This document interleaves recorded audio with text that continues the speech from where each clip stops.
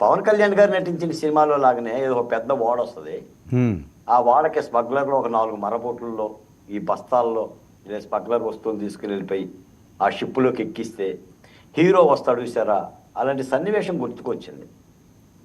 ఒక మాట మాత్రం యథార్థం అండి. ఈ సందర్భంగా నేను పవన్ కళ్యాణ్ గారిని ప్రశంసించకుండా ఉండలేను. ఆయన పరిపాలనలో ఫైర్ చూపిస్తున్నాడు. ఏదో చెల్తేమే గాడి అరుణ గారు మీ కెమెరా ఆన్ అవ్వాలండి. ప్రజ యథారాజా తదా ప్రజ అనే అంశం కాకుండా ఒక ఫైర్ చూపిస్తున్నాడు పరిపాలనలో.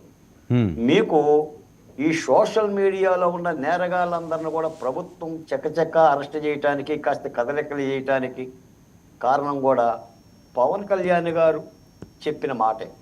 ఎందుకంటే ఆయన మీదే కాదు, ఆయన బిడ్డలను అన్నారనో ఆయన భార్యలను అన్నారనే కాదు, చాలామంది కొన్ని వందల మంది మహిళలని, నాయకులని, వాళ్ళ కుటుంబాల